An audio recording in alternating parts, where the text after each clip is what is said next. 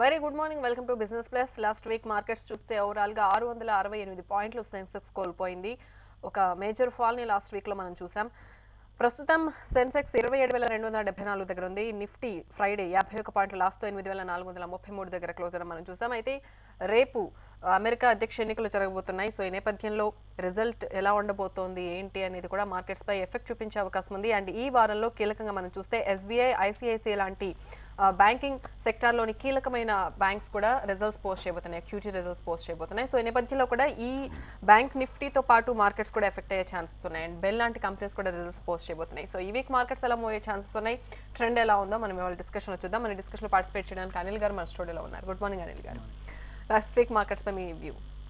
Last week మనం భారీ ఫాల్ను చూసాం. సో ముఖ్యంగా ఎఫ్ఐఎల్ బాగా అమ్ముతున్నారు. సో లాస్ట్ 4-5 వీక్స్ చూస్తే మనం దాదాపు 10,000 కోట్ల రూపాయల వర్త్ షేర్స్ ఎఫ్ఐఎస్ అమ్మారు. సో లాస్ట్ 4 డేస్లో చూస్తే కూడా లాస్ట్ వీక్ దాదాపు 2,000 crores వర్త్ షేర్స్ అమ్మారు, డెట్ అండ్ ఈక్విటీలో కలిపి.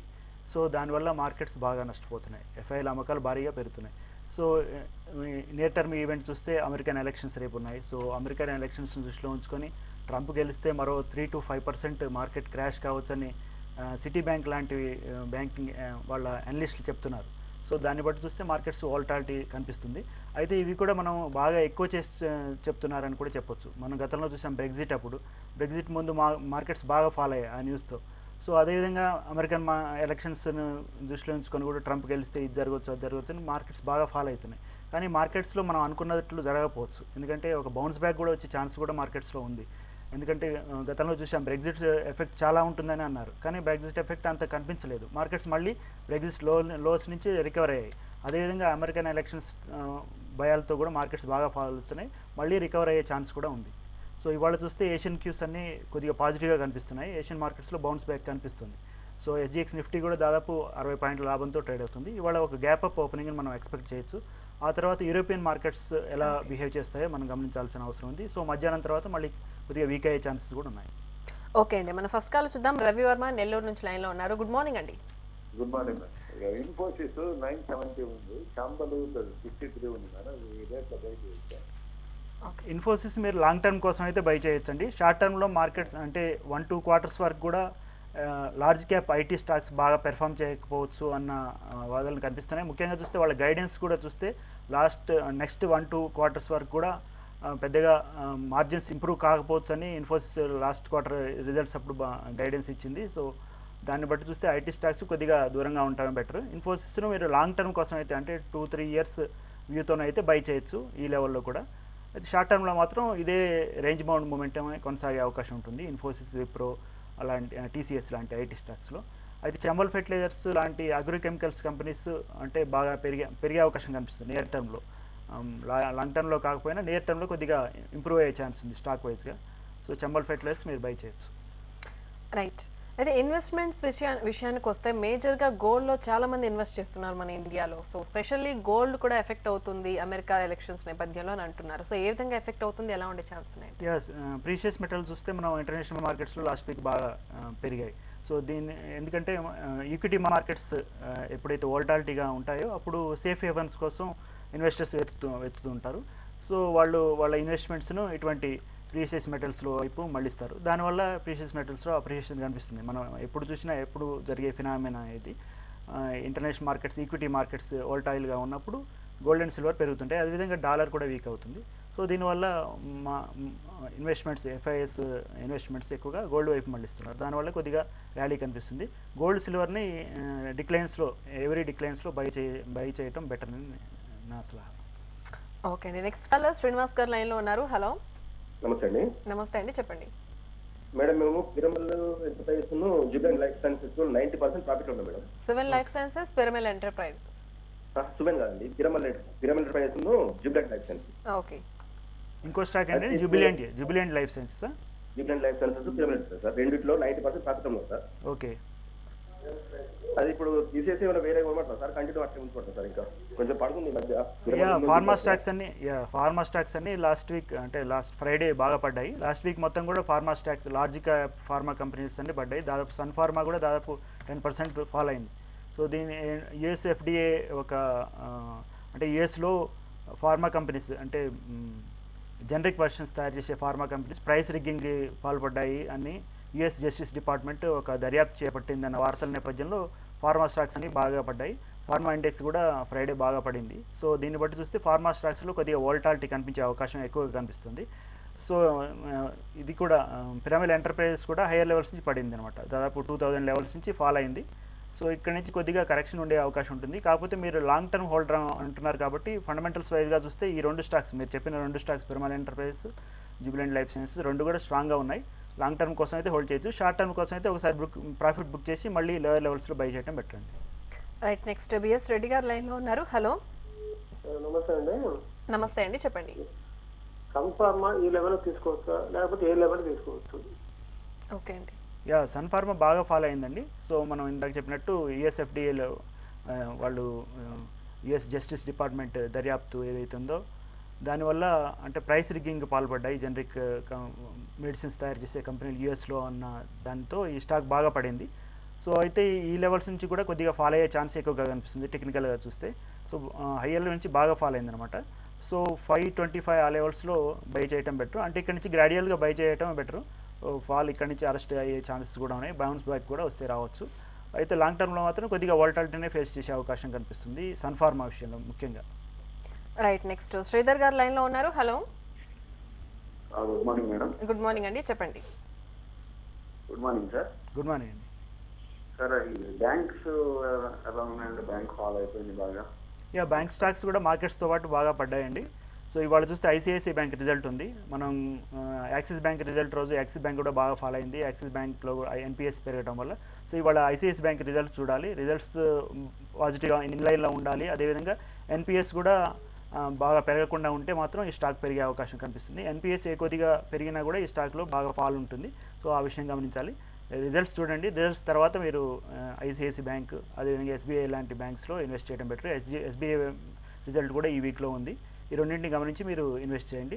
ఆల్రెడీ రిజల్ట్స్ ఇచ్చినటువంటి small cap private banks, RBL bank అటువంటి బ్యాంక్లో ఇన్వెస్ట్ చేస్తే లాంగ్ టర్మ్ కోసం మంచి రిటర్న్స్ వచ్చే అవకాశం ఉంది.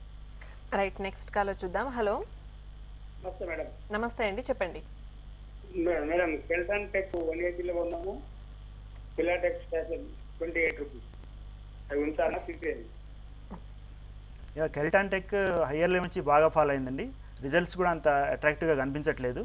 సో చాలామంది ఇన్వెస్టర్స్ దీంట్లో మనీ కోల్పోయారు. సో 230 లెవెల్స్ నుంచి ఈ ఇయర్ బాగా ఫాలో అయింది. 100 లెవెల్స్ వరకు ఫాలో అయ్యి మళ్ళీ కొద్దిగా బౌన్స్ బ్యాక్ కనిపిస్తుంది. సో దీన్ని అవాయిడ్ చేయడమే బెటర్ అండి. నెక్స్ట్ కాల్ చూద్దాం. వేద కుమార్ కుప్పం నుంచి లైన్లో ఉన్నారు. Hello madam, good morning madam. Good morning అండి, చెప్పండి. ఆంధ్ర షుగర్స్ ఈ రేట్ లో తీసుకోవచ్చా మేడం? బాగుంటుందా stock? Okay, yeah, sugar stocks ఈ మధ్య కాలంలో బాగా పెర్ఫామ్ చేశాయండి. ఆంధ్ర షుగర్స్ కూడా మీరు బై చేయొచ్చు ఈ లెవెల్స్లో. అయితే మార్కెట్స్ కొద్దిగా వాలటైల్గా ఉన్నాయి. సో దానివల్ల ఈ స్టాక్ ఫ్రైడే కూడా ఫాల్ అయింది. సో 3.8% ఫాల్ అయిందనమాట. సో లాంగ్ టర్మ్ వ్యూతో ఉన్నట్టయితే అంటే 2-3 క్వార్టర్స్ వరకు మీరు వెయిట్ చేయగలిగితే ఈ స్టాక్లో ఈ లెవెల్లో బై చేయొచ్చు. డిక్లైన్స్లో బై చేయడం బెటర్ అండి. ఒక మెయిల్ చూద్దాం. బ్యాంక్ స్టాక్స్ గురించి అడుగుతున్నారు. లాంగ్ టర్మ్ కోసం స్మాల్ మిడ్ క్యాప్లో ఆర్ లార్జ్ క్యాప్లో మంచి స్టాక్ సజెస్ట్ చేయమంటున్నారు. అలాగే can I choose IDFC bank, Federal bank, Karnataka bank, వీటిల్లో ది బెస్ట్ చెప్పమంటున్నారు. కర్ణాటక బ్యాంక్ బెస్ట్ అండి ఈ మూడిట్లో. ఐడిఎఫ్సి బ్యాంక్ కూడా బై చేయొచ్చు. అయితే స్మాల్ క్యాప్ ప్రైవేట్ సెక్టర్ బ్యాంక్స్లో ఆర్బీఎల్ బ్యాంక్ ఒకటి, అదేవిధంగా డీసీబీ బ్యాంక్ ఒకటి పాజిటివ్ రిజల్ట్స్ పోస్ట్ చేశాయి. సో ఈ రెండు స్టాక్స్ని ఎవరీ డిక్లైన్లో బై చేయొచ్చు. ఓకే అండి, నెక్స్ట్ కాల్ చూద్దాం. హలో హలో, నమస్తే అండి, చెప్పండి. నమస్తే. మార్నింగ్ అనిల్ గారు. Good morning. నియర్ ఫీల్డ్ లో మీ క్వశ్చన్ అడిగాను మళ్ళీ ఒకసారి. ముక్తాడ్స్ ఇయర్ Yeah. ఫీల్డ్ రౌండ్ వస్తుంది. ముక్తాడ్స్ ఇంకోటి ఏంటండి? ముక్తాడ్స్ ఒకటే, ఓకే. యా, ముక్తాడ్స్ ఫ్రైడే బాగా ఫాలో అయిందండి. సో 7% ఫాలో అయింది. సో ఈ మధ్య కాలంలో బాగా పెరిగిందండి ఈ స్టాక్. సో 70 రూపీస్ నుంచి దాదాపు 127 రూపీస్ వరకు ఫాలో అయింది. మళ్ళీ ఒకసారి ప్రాఫిట్ బుకింగ్ కనిపిస్తుంది. లోయర్ లెవెల్స్లో బై చేయొచ్చు. 90 లెవెల్స్ వచ్చినప్పుడు మీరు ఈ స్టాక్ని బై చేయొచ్చు. ఫర్దర్గా పెరిగే ఛాన్సెస్ కనిపిస్తున్నాయి. రైట్, నెక్స్ట్ కాల్ చూద్దాం. రవీంద్ర గారు లైన్లో ఉన్నారు. హలో నమస్తే సార్. నమస్తే అండి. సార్ బోడాలు, పుష్కర్ కెమికల్స్ ప్రాఫిట్ అమ్మేసాము. ఓకే, ఎక్కడ బై చేయమంటారు? తర్వాత జేఎం ఫైనాన్స్ కూడా సార్. యా, ఈ 3 స్టాక్స్ మనం గతంలో రికమెండ్ చేయడం జరిగింది. ఈ 3 స్టాక్స్ మంచి రిటర్న్స్ ఇచ్చాయి ఇన్వెస్టర్స్కి. మళ్ళీ మార్కెట్స్ వీక్ అవుతున్నాయి కాబట్టి ఒక ప్రాఫిట్ బుకింగ్ కనిపిస్తుంది. కొద్దిగా వెయిట్ చేయండి. మార్కెట్స్ ఫాల్ అయితే, అంటే యూఎస్ ఎలక్షన్స్ రిజల్ట్స్ ఉన్నాయి కదా, ఒకవేళ ట్రంప్ గెలిచి మార్కెట్స్ షార్ప్గా ఫాల్ అయితే ఇటువంటి మంచి ఆపర్చునిటీ అనమాట ఇన్వెస్టర్స్కి. ఇటువంటి ఫండమెంటల్స్ బాగా ఉన్నటువంటి కౌంటర్స్లో ఇన్వెస్ట్ చేయొచ్చు. సో కొద్దిగా వెయిట్ చేయండి. ఈ లెవెల్స్ నుంచి ఫర్దర్గా ఒక 5% ఫాల్ అయితే బై చేయడం బెటర్ అండి. నెక్స్ట్ కాల్ నాగేశ్వర్ గారు లైన్లో ఉన్నారు. హలో, నమస్తే మేడం. నమస్తే అండి, చెప్పండి. మేడం వేదాంత విఈడిఎల్ యా, బై చేయాలనుకుంటున్నారా? ఆల్రెడీ చేశారండి. చేశాం మేడం, 210 బై చేశాము. ఓకే, అది ఉంచాలా చేయాలా మేడం? ఎట్లా? యా, మీరు క్యాష్లో బై చేశారా అండి? క్యాష్లో అండి. క్యాష్లో బై చేసినట్టయితే వెయిట్ చేయండి, రిజల్ట్స్ వచ్చే అవకాశం ఉంది. అంటే ఈ వీక్ రిజల్ట్స్ ఉన్నాయి. సో రిజల్ట్స్ ఎలా ఉంటాయి వెయిట్ చేసి మనం అంటే ఫర్దర్గా పెరిగే అవకాశం టెక్నికల్గా చూస్తే పాజిటివ్గా కనిపిస్తుంది. సో మార్కెట్స్తో పాటు ఫాలో అయిందనమాట ఇది. సో బేస్ మెటల్స్ ఇంటర్నేషనల్ మార్కెట్లో బేస్ మెటల్స్ రేట్స్ పెరుగుతున్నాయి కాబట్టి ఈ స్టాక్ ఫర్దర్గా పెరిగే ఛాన్సే ఎక్కువగా కనిపిస్తుంది. మీరు రిజల్ట్స్ కోసం వెయిట్ చేయండి. రిజల్ట్స్ తర్వాత మీరు ఒక డిసిషన్ తీసుకోండి. టెక్నికల్గా మాత్రం పాజిటివ్గా కనిపిస్తుంది. You can wait. అనిల్ గారు, ఇవాళ స్టాక్ సజెషన్స్? స్టాక్స్ విషయానికి వస్తే ఫార్మా కంపెనీస్ మరింతగా ఫాలో అయ్యే అవకాశం కనిపిస్తుంది. వీటిలలో నెగిటివ్ బయాస్ ఎక్కువగా ఉండే ఛాన్స్ ఉంది. అదేవిధంగా ఆయిల్ అండ్ గ్యాస్ స్టాక్స్ కూడా ఫాలో అయ్యే ఛాన్స్ కనిపిస్తుంది. ఓఎన్జీసీ, బీపీసీఎల్, హెచ్పీసీఎల్ లాంటివి. అయితే ఎఫ్ఎంసీ స్టాక్స్లో కొద్దిగా పాజిటివ్ సెంటిమెంట్ కనిపిస్తుంది. ఐటీసీ అండ్ హెచ్యుఎల్ ఫ్రైడే పాజిటివ్గా ఉన్నాయి. సో ఈ స్టాక్స్లో ఐటీసీ అండ్ హెచ్యుఎల్లో పాజిటివ్ బయాస్ ఎక్కువగా ఉండే అవకాశం కనిపిస్తుంది. సో స్టాక్ స్పెసిఫిక్ మూమెంట్స్ కూడా ఎక్కువగా ఉండే ఛాన్స్ కనిపిస్తుంది. Mid and small caps last week బాగా ఫాలో అయ్యాయి. సో ఒక బౌన్స్ బ్యాక్ వచ్చే ఛాన్స్ కనిపిస్తుంది. మార్కెట్స్లో కూడా ఒక బౌన్స్ బ్యాక్ అవకాశం ఉంది. ఇవాళ మార్కెట్స్ పాజిటివ్గా ఓపెన్ అయ్యే ఛాన్స్ ఉంది. అయితే మధ్యాహ్నం తర్వాత మళ్ళీ కొద్దిగా వీక్ అయ్యే ఛాన్స్ కూడా ఉంది. ట్రేడర్స్ కొద్దిగా కాషియస్గా ఉండాలి. ఎందుకంటే యూఎస్ ఎలక్షన్ రిజల్ట్స్ని దృష్టిలో ఉంచుకొని కొద్దిగా మార్కెట్కి దూరంగా ఉండటం బట్టి ట్రేడర్స్ కాషియస్గా ట్రేడ్ చేయడం అవసరం ఉంది. ఓకే, నెక్స్ట్ కాల్ చూద్దాం. వెంకటేశ్వర గారు లైన్లో ఉన్నారు. హలో, హలో, నమస్తే అండి, చెప్పండి. నమస్తే మేడం. సిఎట్ కొనొచ్చా ఈ రేట్లో? ప్రికాల్ లాంగ్ టర్మ్ కోసమా, షార్ట్ టర్మ్ కోసమా అండి? షార్ట్ టర్మ్ కోసం. యా, సిఎట్ అండ్ ప్రికాల్ రెండు కూడా, సిఎట్ టైర్స్ కంపెనీ, అదేవిధంగా ప్రికాల్ ఆటో యాన్సరీ కంపెనీ, ఈ రెండు కూడా మంచి కంపెనీస్. ప్రికాల్ మంచి రిజల్ట్స్ పోస్ట్ చేసింది. అయితే మార్కెట్స్తో పాటు ఫాలో అయిందనమాట. సిఎట్ కూడా ఒక ప్రాఫిట్ బుకింగ్ కనిపించింది. 2 వీక్స్ క్రితం టైర్ స్టాక్స్లో ర్యాలీ చూసాం. ఆ తర్వాత ఒక ప్రాఫిట్ బుకింగ్ కనిపిస్తుంది. ఈ వీక్ సిఎట్ రిజల్ట్స్ ఉన్నాయి. సో రిజల్ట్స్ చూసి ఒక డెసిషన్ తీసుకోవాల్సిన అవసరం ఉంటుంది.